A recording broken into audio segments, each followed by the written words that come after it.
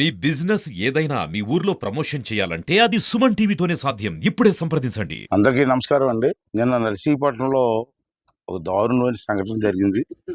అదేంటంటే సాయంత్రం సుమారు 7 గంటలకి నర్సీపట్నం మున్సిపాలిటీలో వెంకినాయుడుపేట అనేటువంటి వార్డులో అక్కడ స్థానిక ఎమ్మెల్యే గణేష్ అని ఉన్నాడు, మీ అందరికి తెలుసు.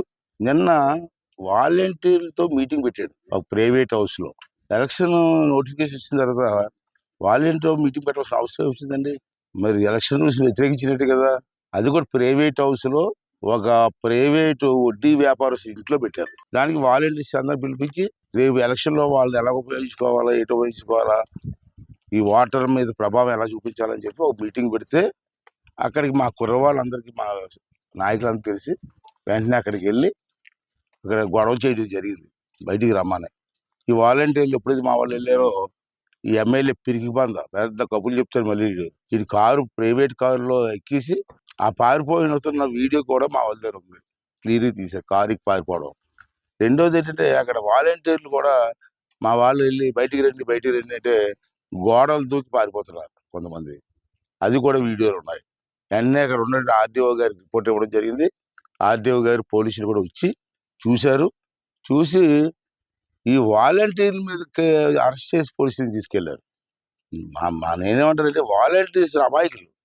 వాళ్ళు ఉద్యోగ ధర్మమో లేదా భయపడో పొట్ట కోసం పనిచేస్తున్నారు. గదిలో పెట్టి తాళం వేసేస్తారు వాళ్ళని.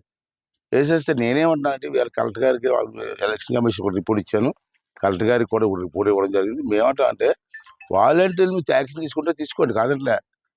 వాళ్ళు పరిధి దాటి ప్రవర్తించారు. కానీ ఆ మీటింగ్ ఆర్గనైజ్ చేసింది ఎవరు? ఒక ఎమ్మెల్యే ఉండి ప్రభుత్వం తాలూకు రూల్స్ వ్యతిరేకించి ప్రవర్తిస్తుంటే ఆర్గనైజ్ చేసినటువంటి వ్యక్తి మీద ఎందుకు యాక్షన్ తీసుకోరు మీరు?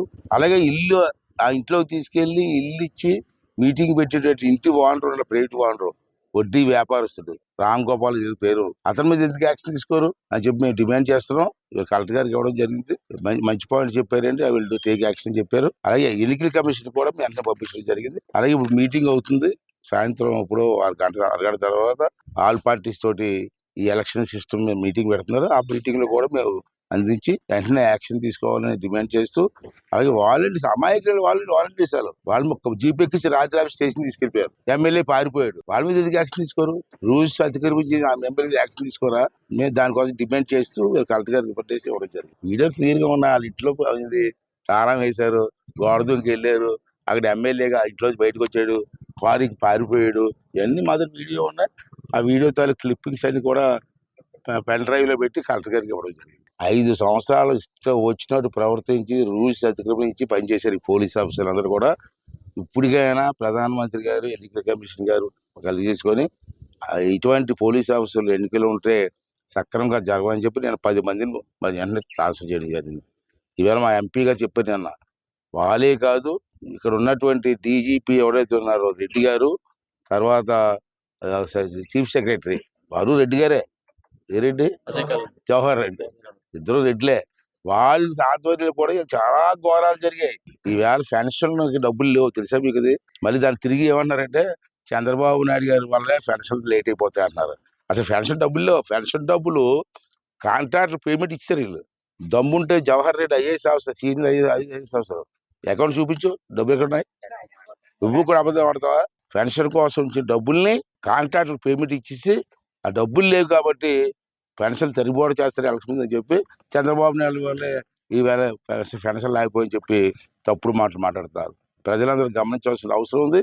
ఈవేళ ఎట్టి పరిస్థితుల్లో ఈ వారంలో పెన్షన్ ఇచ్చి తీరాలని చెప్పి కూడా తెలుగుదేశం పార్టీ డిమాండ్ చేస్తూ ఉంది.